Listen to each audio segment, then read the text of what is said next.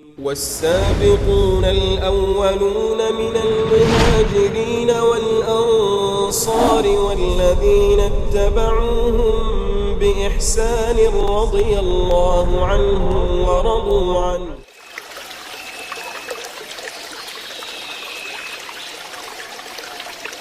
Assalamualaikum warahmatullahi wabarakatuh.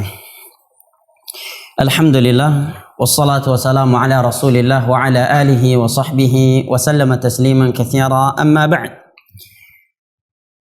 Akhil karim wa ukhtil karimah rahimani wa rahimakumullah. Tiada henti-hentinya kita memanjatkan puji dan syukur kita kehadirat Allah Jalla wa ala yang telah berfirman, wa in ta'uddu ni'matallahi la tuhsuha innal insana ladzalumun kafar. Dan kalaulah kalian ingin menghitung-hitung akan nikmat Allah atas kalian, la tuhsuha, niscaya kalian tidak akan mampu menghitungnya. Innal insana ladzalumun kafar. Sesungguhnya manusia itu pelaku kezaliman dan kekufuran. Di antara nikmat dan anugerah dari Allah Jalla wa ala kepada kita pada saat ini, di mana Allah Jalla wa ala kembali mempertemukan kita pada kajian streaming di malam hari ini di pelajaran Masailul Jahiliyah, perkara-perkara jahiliyah. Dan sebuah faedah yang disebutkan oleh Syekh Muhammad bin Shalih Al-Utsaimin rahimahullah ketika beliau mensyarah hadis Nabi yang diriwayatkan oleh Imam Muslim dari Abu Hurairah radhiyallahu an, wa man salaka tariqan yaltamisu fihi ilma sahalallahu lahu bihi tariqan ilal jannah. Dan barang siapa yang menempuh sebuah perjalanan dalam rangka menuntut ilmu agama, niscaya Allah akan mudahkan baginya jalan menuju surga. Kata beliau bahwa yang dimaksud dengan jalan di dalam hadis ini mencakup dua jalan. Yang pertama, tariqun hissi, dan yang kedua adalah tariqun ma'nawi. Tariqun hissi, jalan yang ditempuh seperti mengangkat langkah dari suatu tempat ke tempat yang lainnya untuk menuntut ilmu agama. Yang kedua adalah jalan yang ma'nawi, seperti mempelajari ilmu agama dari sarana-sarana yang Allah Jalla wa'ala berikan dan yang Allah mudahkan, seperti membaca tulisan, menuntut ilmu agama melalui sarana internet atau digital yang Allah Jalla wa'ala berikan kepada kita selama ini. Ini masuk dalam keumuman hadis Nabi di atas, kata beliau, wa man salaka tariqan yaltamisu fihi ilma sahalallahu lahu bihi tariqan ilal jannah. Dan barang siapa yang menempuh sebuah perjalanan dalam rangka menuntut ilmu agama, artinya dia mempelajari ilmu agama dengan sarana dan kemudahan yang Allah Jalla wa'ala berikan untuknya. Apakah dengan berjalan dari satu tempat ke tempat lainnya dengan kedua kakinya, ataukah dengan membaca tulisan-tulisan ilmiah, atau mengikuti kajian melalui sarana internet, kajian-kajian online atau streaming. Semoga Allah Jalla wa'ala memberikan kepada kita keutamaan yang Nabi SAW sebutkan di dalam hadisnya di atas. Ikhwani al-kiram wa akhwati al-karimat yang saya cintai karena Allah rahimani wa rahimakumullah, kita lanjutkan kembali pelajaran kita dari kitab Masailul Jahiliyah, yang mana pada pertemuan yang lalu kita telah menyebutkan beberapa faedah penting, beberapa poin penting sebagai muqaddimah sebelum masuk ke dalam kitab ini. Di sana telah kita sebutkan definisi jahiliyah. Juga telah saya sebutkan pada pertemuan yang lalu bahwa penisbatan kepada jahiliyah adalah penisbatan yang tercela. Telah saya sebutkan beberapa ayat dari Al-Qur'anul Karim dan beberapa hadis Nabi SAW yang menerangkan kepada kita bahwa sesuatu yang dinisbatkan kepada jahiliyah adalah sesuatu yang tercela. Juga telah kita sebutkan pada pertemuan yang lalu kenapa agama Ahlul Kitab, Yahudi dan Nasara itu menjadi rusak dan menyimpang. Juga telah kita sebutkan pada pertemuan yang lalu muasal atau cikal bakal kesesatan dan perubahan agama kaum Nasara. Juga pada pertemuan yang lalu telah kita sebutkan awal mulanya terjadi kesesatan dan perubahan terhadap agama bangsa Arab Dan siapa yang pertama kali merusakkan agama orang Arab dari agama Nabi Ibrahim alaihi salam? Ini juga telah kita sebutkan. Juga pada pertemuan yang lalu telah kita sebutkan bersama bahwa Nabi SAW diutus oleh Allah Jalla wa'ala dalam keadaan orang Arab terbagi menjadi dua dengan rincian yang telah kita sebutkan pada pertemuan yang lalu. Dan juga telah kita sebutkan pada pertemuan yang lalu kondisi alam sebelum Nabi kita SAW diutus oleh Allah Jalla wa'ala. Berikut ini ada beberapa poin penting untuk kita ketahui bersama sebelum kita masuk kepada matan kitab. Yang pertama, mungkin timbul pertanyaan dari kita, apa pentingnya kita mempelajari masailul jahiliyah? Sementara jahiliyah sekarang telah tiada. Maka jawabannya disebutkan oleh Syekh Shalih Al-Fauzan karena beberapa alasan.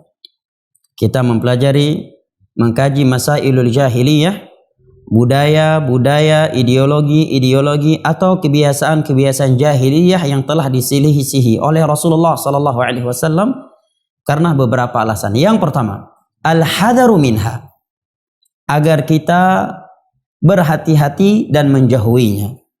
Kata Syekh Shalih Al-Fauzan, fa innahu idza arafaha talibul ilm fa innahu yahdharu minha. Karena seorang penuntut ilmu agama apabila telah mengetahui masailul jahiliyah, maka dia akan berhati-hati dan menjauh darinya. Amma idza jahilaha wa lam ya'rifaha fa innahu qad yaqa' fiha.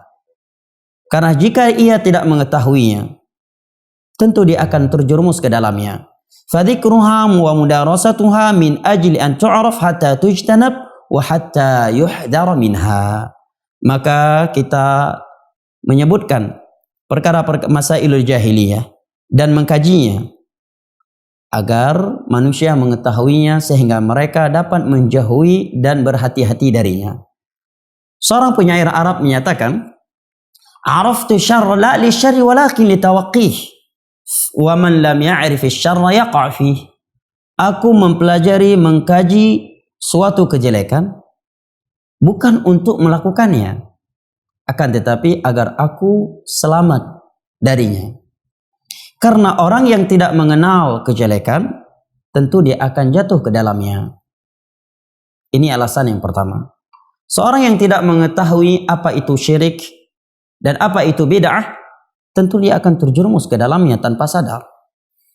Bahkan lebih parah lagi, dia jatuh ke dalam syirik atau bid'ah sementara ia menganggap dirinya sedang berada di salah satu dari pintu surga. Sebagaimana seorang akan jatuh ke dalam hal yang Allah haramkan tatkala dia tidak mengetahui akan keharamannya. Demikian pula masailul jahiliyah. Karena masailul jahiliyah yang telah diselisih oleh Rasulullah SAW secara umum itu terbagi menjadi 3 perkara. Yang pertama, perbuatan syirik dengan macam-macamnya. Yang kedua adalah bid'ah dalam beribadah. Yang ketiga adalah maksiat. Ini masailul jahiliyah secara umum yang telah diselisih oleh Rasulullah SAW yang akan dibahas oleh penulis dalam kitabnya ini satu persatu atau sebagian besar darinya. Ini alasan yang pertama kenapa kita mengkaji dan mempelajari masailul jahiliyah.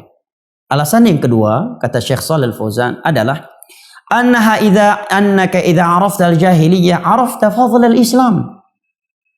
Agar kita mengetahui keutamaan Islam dengan mengetahui masailul jahiliyah yang penuh dengan kejelekan dan keburukan, yang penuh dengan kegelapan, syirik, bid'ah dan maksiat.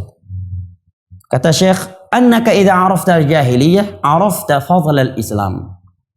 Apabila engkau telah mengetahui masailul jahiliyah, maka engkau akan mengetahui keutamaan Islam. Kama qala syair, seperti yang dikatakan oleh penyair Arab, ad-diddu yudhiru husnahu ad-diddu wa bidhiddiha tatabayyanu al-asya'u. Sesuatu itu akan terlihat indahnya dengan lawannya. dengan lawan sesuatu itu akan jelas hakikatnya. Kita mengetahui si fulan ganteng tatkala melihat lawannya yang jelek. Barang ini bagus speknya, kualitasnya, tatkala kita melihat lawannya, saingannya buruk dan jelek. Kata penyair, sesuatu itu akan terlihat indahnya karena lawannya, karena ada lawannya. Dan sesuatu itu akan jelas hakikatnya bidziddiha, dengan lawannya, dengan saingannya. Dan ini hal yang dimaklumi ya. Sesuatu akan terlihat dan akan diketahui kelebihan dan keistimewaannya dengan seorang mengetahui kerendahan, kelemahan dan kekurangan lawan daripada sesuatu itu. Nah, demikian pula dalam masalah ini.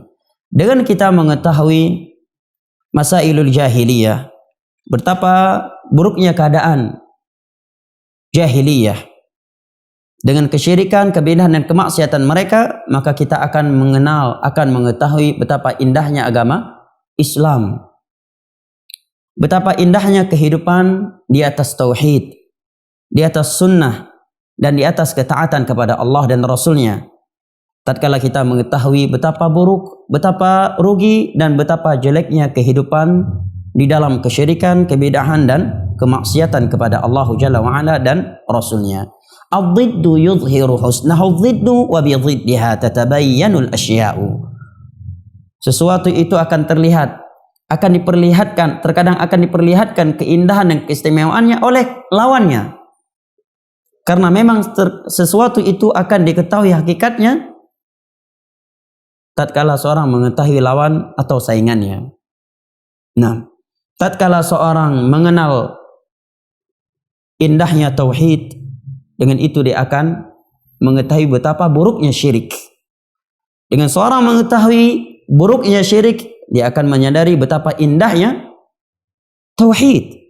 Dengan seorang mengenal keutamaan dan keindahan sunnah, dia akan mengenal buruknya lawannya sunnah, yaitu bid'ah. Dengan seorang mengetahui dan mempelajari keburukan dan kejelekan bid'ah, maka dia akan mengetahui akan keutamaan sunnah. Dengan seorang mengetahui keburukan di balik maksiat, dia akan mengetahui keistimewaan, keindahan dan kemuliaan di atas ketaatan. Ad-dhiddu yudhiru husnahu ad-dhiddu wa bidhiddiha tatabayyanul asya'u, kata penyair. Alasan yang ketiga dikatakan oleh Umar bin Khattab radhiyallahu an, atau ini masih masuk dalam alasan yang kedua. Kata Syekh Shalih Al-Fauzan, qala Umar bin Khattab radhiyallahu an. Umar bin Khattab radhiyallahu anhu menyatakan, yushiku an tanqudha 'ural islami 'urwatan idza nasha'a fil islami man la ya'riful jahiliyah. Sungguh pilar prinsip-prinsip Islam ini akan terbenam, akan hilang satu demi satu. Kenapa? Idza nasya fil islami man la ya'riful jahiliyah. Tatkala orang-orang Islam tidak lagi mengenal ideologi, budaya atau kebiasaan jahiliyah yang telah diselisihi oleh Rasulullah sallallahu alaihi wasallam. Ini ucapan Umar bin Khattab. Ya. Kata beliau, yushiku an tanqadha al-'ura al-islami 'urwatan idza nasha'a fil islami man la ya'riful jahiliyah. Prinsip Islam ini, nilai Islam ini, syiar Islam ini akan hilang satu demi satu tatkala orang-orang Islam itu tidak lagi mengenal perkara-perkara jahiliyah yang telah diselisih oleh Rasulullah sallallahu alaihi wasallam daripada kesyirikan, kebidahan dan kemaksiatan yang mereka lakukan. Dan sungguh benar apa yang Umar katakan ini.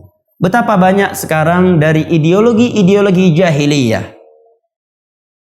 tata cara jahiliyah dalam beribadah, atau maksiat-maksiat yang dilakukan oleh orang jahiliyah dan telah diselisih oleh Rasulullah sallallahu alaihi wasallam, tetapi dilakukan oleh sebagian kaum muslimin di hari ini dan mereka tidak menyadari itu adalah perkara jahiliyah yang telah diselisih oleh Rasulullah sallallahu alaihi wasallam. Lebih parah dari itu, mereka menganggap itu merupakan syiar Islam dan yang tidak ikut melakukannya adalah mereka orang-orang yang sesat, menyesatkan atau dituduh Wahabi. Kata Umar bin Khattab radhiyallahu an, "Yushiku an tanqudha al-'ura al-islami 'urwatan idza nasha fil islami man la ya'rifu al-jahiliyah." Sungguh syiar Islam ini, pilar-pilar Islam, prinsip-prinsip Islam, nilai-nilai Islam ini akan hilang satu demi satu tatkala orang-orang Islam tidak lagi mengenal perkara jahiliyah. Tatkala orang Islam tidak lagi mengenal apa itu syirik. Tatkala orang Islam tidak mengetahui apa itu bid'ah. Kenapa bid'ah itu dilarang di dalam Islam? Nih. Apa keburukan dari bid'ah itu? Tatkala mereka tidak lagi mengenal apa itu tauhid. Dan kenapa kita harus bertauhid? Tatkala kaum muslimin tidak lagi mengenal apa itu sunnah. Kenapa kita beribadah harus sesuai dengan tuntunan Nabi SAW? Tatkala mereka tidak mempelajari masailul jahiliyah yang diselisih oleh Rasulullah SAW dan diterangkan oleh Allah di dalam Al-Quranul Karim dan hadis-hadis Nabi-Nya SAW yang sahih. Kemudian kata Syekh Shalih Al-Fauzan di muqaddimah beliau ini, kata beliau, "Fasyaitan wa atba'uhu min du'ati ad-dhalal wa la yazaluna yad'una ila al-jahiliyah wa ila ihya'i umuril jahiliyah ila syirkiyat wal bid'ah wa ila al-khurafat wa ila ihya'il athar." Dan faktanya kata beliau, syaitan dan para pengikutnya dari kalangan dai-dai yang menyuruh kepada kesesatan, mereka masih terus-menerus menyuruh manusia kepada perkara-perkara jahiliyah.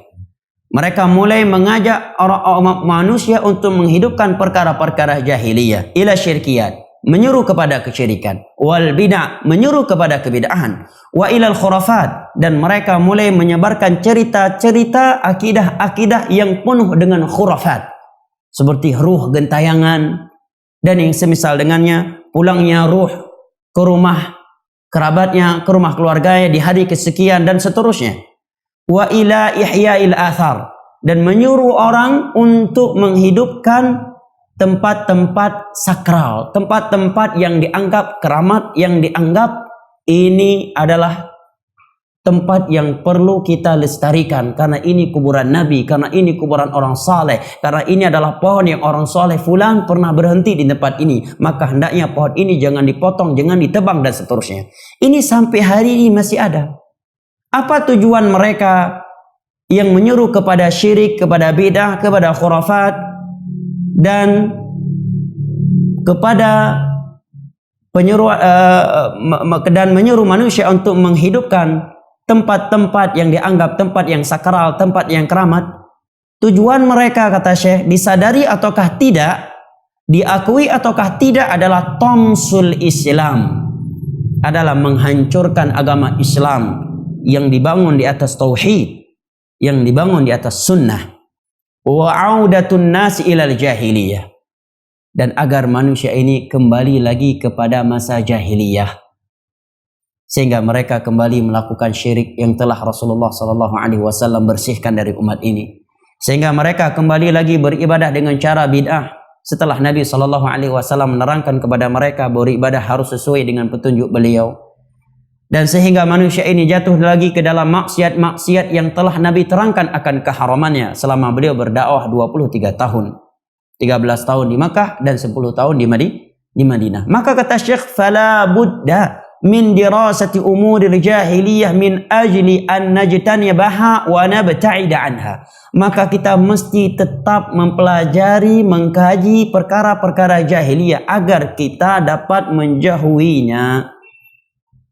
Nah, ini peringatan dan faedah penting dari Syekh Shalih Al-Fauzan. Kemudian faedah berikutnya sebelum kita masuk pada matan kitab, kata Syekh, tidak boleh untuk sekarang setelah Nabi kita SAW diutus oleh Allah, kita tidak boleh lagi menyatakan bahwa seluruh manusia atau alam semesta masih berada di dalam jahiliyah.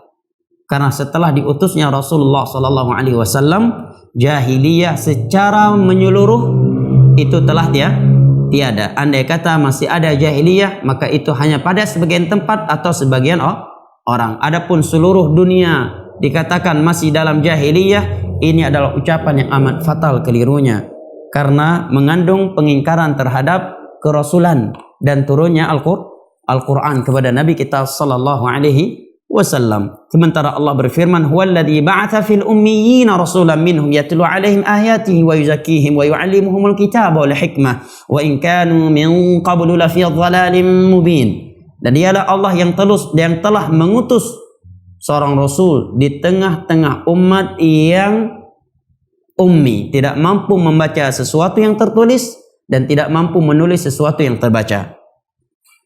Membacakan ayat-ayat Allah kepada mereka. Yatlu alaihim ayati wa yuzakkihim, mensucikan mereka dari syirik, dari bid'ah dan dari maksiat. Wa yu'allimuhumul kitab wal hikmah, mengajarkan kepada mereka Al-Quran dan hikmah as-sunnah, wahyu yang Allah turunkan kepada nabinya selain Al-Quran. Wa in kanu min qablu lafi dhalalin mubin, dan mereka sebelum itu berada di dalam kesesatan yang nyata. Maka dengan ini kita tidak boleh lagi menyatakan seluruh manusia atau alam semesta secara keseluruhan saat ini masih dalam jahiliyah. Ini keliru. Ini bentuk kufur nikmat dan pengingkaran terhadap kerasulan Nabi sallallahu alaihi wasallam atau turunnya Al-Quran kepada beliau. Karena tidaklah Nabi kita sallallahu alaihi wasallam diwafatkan oleh Allah, melainkan agama ini telah sempurna. Melainkan manusia telah mengetahui apa itu syirik, apa itu bid'ah, dan apa saja yang Allah haramkan dalam agama ini. Andai kata masih ada jahiliyah, maka itu hanya pada sebagian tempat atau sebagian orang menyebutkan atau memvonis jahiliyah pada manusia kepada manusia secara keseluruhan atau alam semesta secara keseluruhan setelah Nabi kita sallallahu alaihi wasallam diutus oleh Allah, maka itu tidak bolehlah lagi. Baik, kita masuk pada matan kitab. Kata Syekh rahimahullahu ta'ala, Bismillahirrahmanirrahim, dengan nama Allah yang maha penyayang lagi maha pengasih. Di awal kitab beliau ini, beliau mengawalinya dengan basmalah. Demikianlah petunjuk Al-Quranul Karim, di mana Al-Quranul Karim diawali dengan basmalah. Dan demikian pula sunnah Rasulullah sallallahu alaihi wasallam. Ketika beliau menulis surat-surat dakwah beliau kepada raja-raja dunia, maka beliau mengawalinya dengan basmalah sebelum selainnya. Seperti surat beliau ke Raja Romawi, Herakl, yang disebutkan oleh Al-Imam Al-Bukhari dalam kitab sahihnya pada pembahasan Al-I'tisam dari Abdullah bin Abbas radhiyallahu anhuma atau Abdullah bin Umar. Nabi sallallahu alaihi wasallam mengirim surat dakwah kepada Raja Romawi, kemudian mengawalinya dengan Bismillahirrahmanirrahim. Dan ini juga merupakan sunnah mereka para nabi sebelum nabi kita, di mana Nabi Sulaiman alaihi salam ketika menulis surat ke Ratu Saba, beliau juga mengawalinya dengan basmalah. Innahu min Sulaiman wa innahu bismillahirrahmanirrahim. Sesungguhnya surat tersebut dari Sulaiman dan sesungguhnya surat tersebut dengan nama Allah Jalla wa'ala yang maha pemurah lagi maha pengasih, yang maha penyayang lagi maha pengasih. Ini merupakan kebiasaan ulama kita. Kata beliau, alhamdulillahi rabbil alamin wa sallallahu wa sallama wa baraka ala nabiyyina Muhammad wa ala alihi wa sahbihi ajma'in. Segala puji bagi Allah yang mengatur alam semesta ini. Salawat dan salam serta keberkahan selalu dilimpahkan kepada Nabi kita Muhammad, keluarga dan sahabat-sahabat beliau secara keseluruhan. Dari muqaddimah ini kita dapat mengetahui betapa dustanya cerita sebagian orang bahwa Syekh Muhammad bin Abdul Wahab ini benci kepada orang yang bersalawat kepada Nabi. Saya pernah mendengar sebuah ceramah dalam sebuah video yang dikirimkan kepada saya. Di dalam video tersebut seorang penceramah menyebutkan di hadapan jamaah yang cukup banyak bahwa di masa itu ada seorang muadzin setelah azan dia berselawat kepada Nabi. teruk si Abdul Wahab ini ijak ikoh daku je. Datang Syekh Muhammad bin Abdul Wahab ini melihat dia sedang salawatan, langsung dia tebas lehernya. Dia benci, ya, dia tidak suka orang ini bersalawat kepada Nabi sallallahu alaihi wasallam. Maka dengan ini, ya, cerita tersebut kita ketahui adalah cerita yang dusta. Di sini beliau sendiri bersalawat kepada Nabi sallallahu alaihi wasallam. Bahkan dalam kitab-kitab beliau menerangkan kepada kita kewajiban, ya, untuk mentaati Rasulullah sallallahu alaihi wasallam, untuk memuliakan beliau, dan agar kita beribadah kepada Allah dengan petunjuk beliau. Nah, oleh karenanya kaum muslimin yang dirahmati oleh Allah, hati-hati dari hoax. Hoax yang paling bahaya adalah hoax di atas mimbar Jumat. Hoax yang paling bahaya adalah hoax dalam perkara agama. Tuduhan-tuduhan, cerita-cerita keji tanpa landasan ilmu agama, tanpa bukti yang akurat. Ini hoax yang paling berbahaya. Hoax yang mengatasnamakan agama. Dan hendaknya kita takut kepada Allah Jalla wa'ala. Tatkala kita berdusta, membawa cerita-cerita dusta. Karena Allah Jalla wa'ala berfirman, "Ma yalfidhu min qawlin illa ladaihi raqibun atid." Setiap ucapan yang keluar dari mulut itu ditulis oleh malaikat atid dan akan kita pertanggungjawabkan di hadapan Allah Jalla wa'ala. Nah, dan orang yang kita zalimi dengan cerita-cerita dusta kita, dengan tuduhan-tuduhan kita, dengan celaan-celaan kita, dan sikap kita yang tak terpuji, kita akan berhadapan dengannya di hadapan Allah Jalla wa'ala. Sekalipun ketika di dunia orang yang kita zalimi dengan dusta, dengan cerita palsu, dengan tuduhan-tuduhan keji kita tersebut, dia tidak mampu melakukan perlawanan. Atau bukan tidak mampu, tetapi dia tidak melawan. Tapi ingat, di hari kiamat kita dan dia akan berhadapan di hadapan Allah untuk ditegakkan qisas. Ingat, hidup di dunia ini tidak lebih dari 1,5 jam. Dan kemenangan yang sesungguhnya adalah kemenangan di akhirat. Dan Allah Jalla wa'ala berfirman, "Saya'lamuna ghadam manil kadzdzabul asyir." Di hari kiamat akan terlihat siapa pendusta-pendusta yang sesungguhnya. Ya, maka hendaknya kita takut kepada Allah Jalla wa'ala. Dalam kitab ini beliau berselawat kepada Nabi.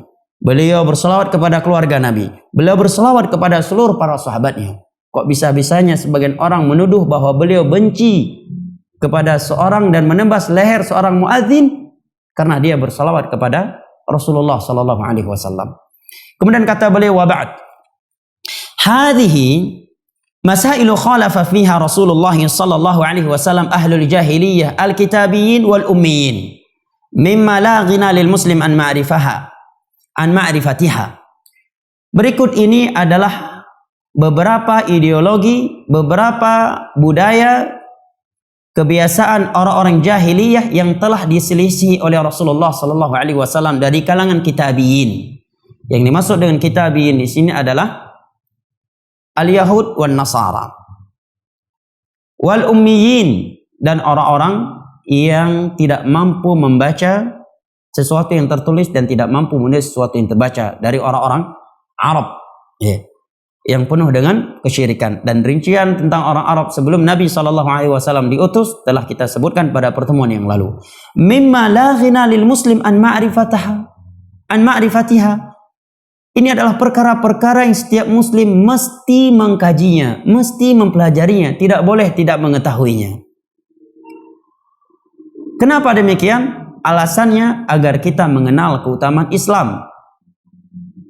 Karena kata Syekh, fadziddu yudhiru husnahu dziddu wa bi dziddiha tatabayyanul asya'u.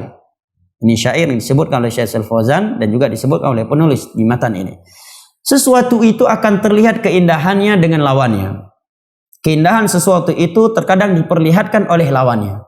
Keindahan tauhid diperlihatkan oleh keburukan syirik.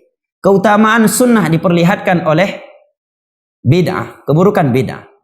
Keindahan ketaatan kepada Allah Jalla wa'ala ditampilkan oleh keburukan maksiat.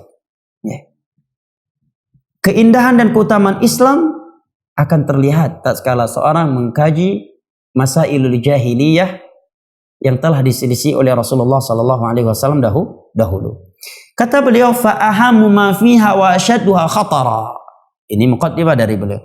Perkara jahiliyah yang paling berbahaya, yang paling buruk, yang paling penting untuk kita ketahui adalah adamu imanil qalbi bima jaa bihi Rasul sallallahu alaihi wasallam. Adalah tidak mau beriman dengan hati terhadap apa yang dibawa oleh Rasulullah sallallahu alaihi wasallam. Ini yang paling berbahaya. Tidak mau mengimani Rasulullah sallallahu alaihi wasallam sebagai utusan Allah yang harus ditaati dan diikuti. Ini yang paling berbahaya. Fa in dhafa ila dzalik istihsan ma alaihi ahlul jahiliyah tammatil khasarah. Tambah buruk lagi, kalau dia sudah tidak mau mengimani Rasulullah sallallahu alaihi wasallam, tidak mau beriman kepada syariat yang dibawa oleh Rasulullah sallallahu alaihi wasallam, dia juga menganggap bagus, indah budaya-budaya jahiliyah yang telah diselisih oleh Rasulullah sallallahu alaihi wasallam. Tammal khasarah. Sungguh benar-benar rugi, sungguh benar-benar sesat orang yang demikian. Di satu sisi dia tidak mau beriman terhadap ajaran yang dibawa oleh Rasulullah sallallahu alaihi wasallam. Ditambah lagi dia memandang indah, bagus perkara-perkara jahiliyah yang telah diselisih oleh Rasulullah sallallahu alaihi wasallam. Nah, dan juga hal yang rugi dalam hal ini, dan ini sesuatu yang kontradiksi pada diri seseorang. Di satu sisi dia beriman kepada Nabi sallallahu alaihi wasallam. Dia berkeyakinan bahwa ajaran yang dibawa oleh Rasulullah sallallahu alaihi wasallam adalah ajaran yang paling sempurna, yang paling lurus, yang paling bagus. Tetapi anehnya, dia juga menganggap indah perkara-perkara yang itu merupakan budaya, akidah, ideologi jahiliyah yang telah diperangi dan diselisih oleh Rasulullah sallallahu alaihi wasallam. Dan menganggapnya itu bagus. Ini kontradiksi. Karena tidak pernah bertemu antara ajaran Rasulullah sallallahu alaihi wasallam dengan ajaran jahiliyah. Keumuman perkara jahiliyah itu diselisih oleh Rasulullah sallallahu alaihi wasallam, kecuali perkara-perkara kecil, ya, atau beberapa perkara yang itu dibenarkan dalam agama, seperti memuliakan tamu. Ini memang sesuatu yang sudah menjadi budaya di sisi orang Arab. Datang Islam membenarkannya dan kembali menganjurkannya. Tapi hukum asalnya telah kita ketahui di pertemuan yang lalu bahwa setiap perkara jahiliyah itu tercela dan diselisih oleh Rasulullah sallallahu alaihi wasallam. Oleh karenanya penisbatan kepada jahiliyah adalah penisbatan yang negatif dalam bahasa Al-Qur'an dan hadis-hadis Nabi sallallahu alaihi wasallam sebagaimana yang telah kita sebutkan di pertemuan yang lalu. Kama qala ta'ala. Seperti firman Allah Jalla wa Ala, beliau menyebutkan dalil yang menerangkan kepada kita bahwa sungguh meruginya orang yang tidak mau mengimani terhadap apa yang dibawa oleh Rasulullah sallallahu alaihi wasallam dan memandang bagus ajaran jahiliyah. Dengan firman Allah yang tertera pada surat Al-Ankabut ayat 52. Allah Jalla wa Ala berfirman, "Walladzina amanu bil batili wa kafaru billahi ulaika humul khasirun." Dan orang-orang yang membenarkan kebatilan, mengikuti kebatilan daripada kesyirikan, menyembah selain Allah Jalla wa Ala, dan kufur kepada Allah Jalla wa Ala, sungguh mereka lah orang-orang yang merugi. Ia sadari ataukah tidak? Ini muqaddimah dari penulis kitab Masailul Jahiliyah, Syekh Muhammad bin Abdul Wahhab At-Tamimi An-Najdi rahimahullahu taala. Nah, baik. Berikut ini beliau sebutkan Masailul Jahiliyah yang pertama dari Masailul Jahiliyah yang beliau bahas. Yang pertama, kata beliau, innahum yata'abbaduna bi isyrakis salihin fi du'aillahi wa ibadatihi yuriduna syafa'atuhum 'inda Allah li dhannihim anna Allah yuhibbu dhalik wa anna as-salihin yuhibbunah kama qala ta'ala wa ya'buduna min dunillahi ma la yadhurruhum wa la yanfa'uhum wa yaquluna ha'ula'i syufa'auna 'inda Allah. وقال تعالى والذين اتخذوا من دونه أولياء ما نعبدهم إلا ليقربونا إلى الله زلفى Qala rahimahullah. Wa hadhi a'zamu mas'alatin khalafahum fiha Rasulullah sallallahu alaihi wasallam. Fa'ata bil ikhlas wa akhbara annahu dinullah alladhi arsala bihi jami'ar rusul wa annahu la yuqbalu minal a'mali illa al-khalis.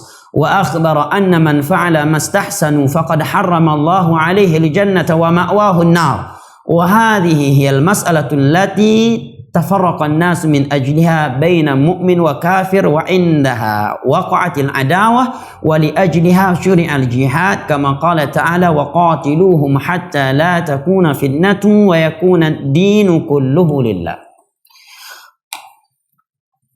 Perkara yang pertama dari perkara jahiliyah yang telah diselisih oleh Rasulullah sallallahu alaihi wasallam adalah perbuatan syirik. Bentuk kesyirikan yang mereka lakukan adalah menyekutukan orang-orang saleh dalam doa mereka kepada Allah Jalla wa'ala dan ibadah mereka.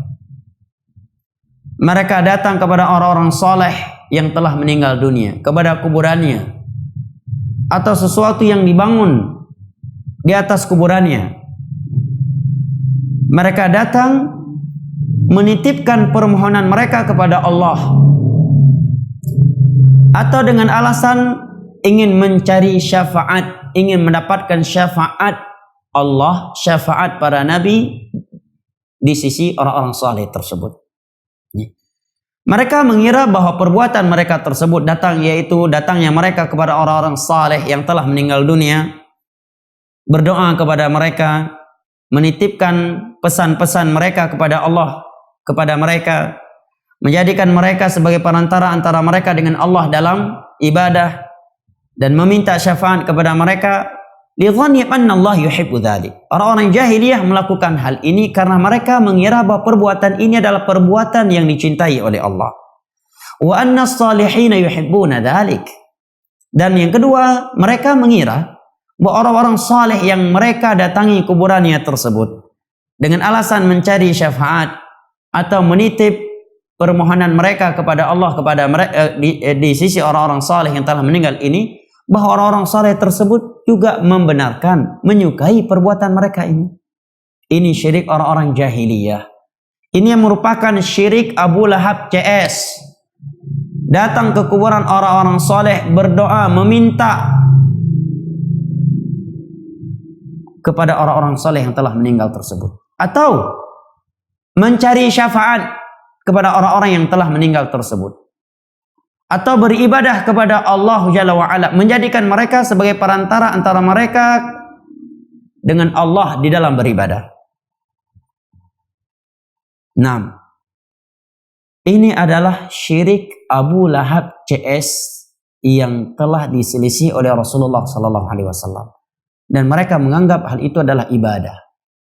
Dan Allah memvonis perbuatan mereka ini sebagai bentuk peribadatan kepada selain Allah di dalam beberapa ayat dalam Al-Quran. Yang pertama dalam surat Yunus ayat 18. Allah berfirman, wa ya'buduna min dunillahi ma la yadhurruhum wa la yanfa'uhum wa yaquluna haula'i syufa'auna indallah. Dan sungguh mereka telah menyembah, telah beribadah kepada selain Allah yang tidak dapat memberikan mudarat dan manfaat kepada mereka. Lantas mereka beralasan, kami ke sini hanya untuk mencari syafaat di sisi Allah. Ini alasan mereka. Coba perhatikan. Datangnya mereka kepada kuburan-kuburan orang saleh, ke tempat-tempat keramat dengan alasan sekedar mencari syafaat. Kami tidak meminta rezeki kepada mereka, kami enggak minta hujan kepada mereka, kami enggak minta jodoh kepada mereka, kami tidak sujud dan tidak rukuk kepada mereka, tetapi kami datang ke sini hanya untuk cari syafaat. Alasan mereka ini dan perbuatan mereka ini Allah vonis sebagai wa ya'buduna min dunillah, sebagai bentuk peribadatan kepada selain Allah Jalla wa'ala. Ayat yang kedua dalam surat Az-Zumar. Ayat nomor 3. Allah berfirman, "Walladzina ittakhadhu min dunihi awliya ma na'buduhum illa liyuqarribuna ila Allahi zulfa." Dan mereka orang-orang yang telah menjadikan selain Allah daripada wali-wali yang menolong mereka, tempat mereka memohon pertolongan, mereka beralasan, kami tidak menyembah mereka. Kami datang kepada mereka semata-mata agar mereka mendekatkan diri kami kepada Allah zulfa. Ini saja tujuan kami. Kalau sudah didesak memang demikian. Oh, kami nggak sujud ke kuburan mereka, kami nggak ruku ke kuburan mereka, kami nggak minta hujan kepada mereka, kami nggak minta jodoh, kami nggak minta pekerjaan kepada mereka. Kami datang ke kuburan mereka ini agar mereka mendekatkan diri kami kepada Allah. Karena kami ini para pendosa, mau minta langsung kepada Allah sepertinya kurang tepat, kurang layak. Sementara mereka adalah orang-orang saleh, para ulama, para wali, maka kami meminta kepada Allah melalui mereka. Sebagai perantara saja mereka ini. Mereka ini hanya sekedar perantara yang akan mendekatkan kami kepada Allah. Perbuatan mereka dan alasan mereka ini Allah vonis sebagai bentuk kesyirikan dan peribadatan kepada selain Allah Jalla wa'ala. Baik, kita lanjutkan pada pertemuan mendatang karena waktu adzan yang telah masuk. Kita cukupkan sampai di sini. Subhanakallahumma wa bihamdik asyhadu an la ilaha illa anta astaghfiruka wa atubu ilaik. Wa sallallahu ala nabiyyina Muhammad wa ala alihi wa sahbihi wa sallam wa akhiru da'wana anil hamdulillahi rabbil alamin. Wassalamu alaikum warahmatullahi wabarakatuh.